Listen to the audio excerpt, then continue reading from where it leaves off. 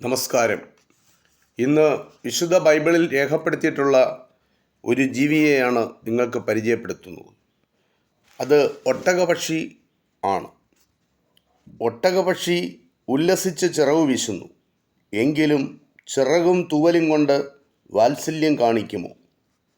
ഇയ്യോബിൻ്റെ പുസ്തകം 39-ാം അധ്യായം 13-ാമത്തെ വാക്യമാണിത്. ഒട്ടകപക്ഷി ഉല്ലസിച്ച് ചിറകു വീശുന്നു, എങ്കിലും ചിറകും തൂവലും കൊണ്ട് വാത്സല്യം കാണിക്കുമോ? ഭൂമിയിലെ ജീവജാലങ്ങളൊക്കെയും ദൈവം കരുതുകയും പരിപാലിക്കുകയും ചെയ്യുന്നുണ്ട് എന്ന് വെളിപ്പെടുത്തുന്ന ഒരു ഭാഗമാണിത്. ഇവിടെ ഒട്ടകപക്ഷിയുടെ പ്രത്യേകതകൾ വിശദമായി തന്നെ രേഖപ്പെടുത്തിയിട്ടുണ്ട്. അത് നിലത്ത് മുട്ടയിട്ടേച്ചു പോകുന്നു, അവയെ പൊടിയിൽ വെച്ച് വിരിയിക്കുന്നു, കാൽ കൊണ്ട് അവ ഉടഞ്ഞു പോയേക്കുമെന്നോ കാട്ടുമൃഗം അവയെ ചവിട്ടിക്കളഞ്ഞേക്കുമെന്നോ അത് ഓർക്കുന്നില്ല. ഇയ്യോബിൻ്റെ പുസ്തകം 39-ാം അധ്യായത്തിൽ തന്നെ രേഖപ്പെടുത്തിയിട്ടുള്ള ഭാഗമാണിത്. മണലിൽ ആഴമില്ലാത്ത കുഴികളുണ്ടാക്കി മുട്ടകളിട്ട് അവ മണൽ കൊണ്ട് മൂടും. രാത്രിയിൽ പൂവൻ പക്ഷിയും പകൽ പിടയും അടയിരിക്കും.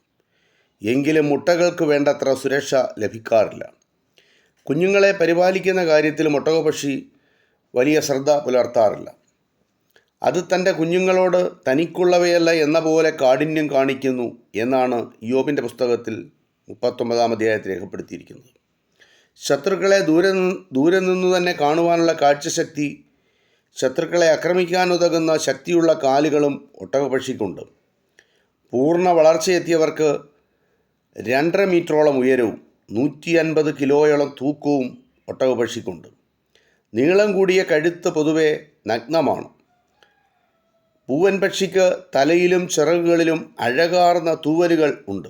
കുതിരയെപ്പോലെ കുതിച്ചു പായുവാൻ ഒട്ടകപക്ഷി കഴിയും.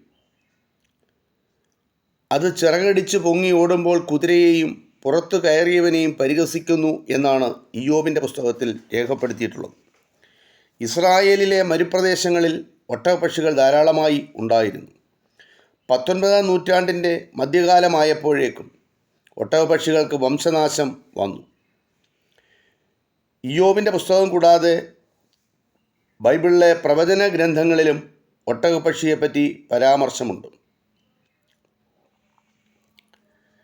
അവിടെ മരുമൃഗങ്ങൾ കുറുനരികളോടുകൂടെ പാർക്കും, ഒട്ടകപക്ഷിയും അവിടെ വസിക്കും. ഇനി അതിൽ ഒരു നാളും കുടിപ്പാർപ്പുണ്ടാവുകയില്ല. ഇരമ്യാ പ്രവാചകൻ്റെ പുസ്തകത്തിൽ രേഖപ്പെടുത്തിയിരിക്കുകയാണ് 50-ാം അധ്യായത്തിൽ.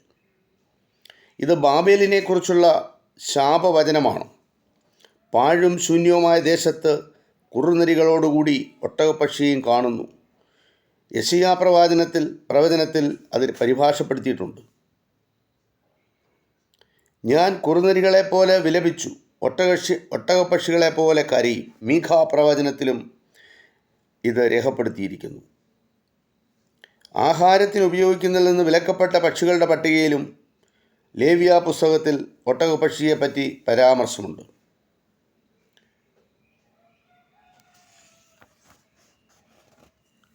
ഒട്ടകപക്ഷിയുടെ സവിശേഷത കൃത്യതയോട് പറഞ്ഞിട്ടുള്ളത് ഇയ്യോബിൻ്റെ പുസ്തകത്തിലാണ്. ഒട്ടകപക്ഷികളുടെ തൂവലുകളും മുട്ടത്തോടും കൗതുക വസ്തുക്കളായി ഉപയോഗിച്ചു വരുന്നു. നല്ല ബലവും 15 സെൻറ്റിമീറ്ററോളം നീളമുള്ള മുട്ടത്തോടുകൾ കൊണ്ട് നിർമ്മിച്ച കപ്പലുകൾ അസീറിയയിലെ ചില പുരാതന ശവക്കല്ലറകളിൽ നിന്നും കണ്ടെടുത്തിട്ടുണ്ട്. ഇത് ഒട്ടകപക്ഷി എന്ന ജീവിയെപ്പറ്റി വിശുദ്ധ ബൈബിളിൽ രേഖപ്പെടുത്തിയിട്ടുള്ള കാര്യങ്ങളാണ്. ഇത് ഇത്രമാത്രം. നന്ദി, നമസ്കാരം.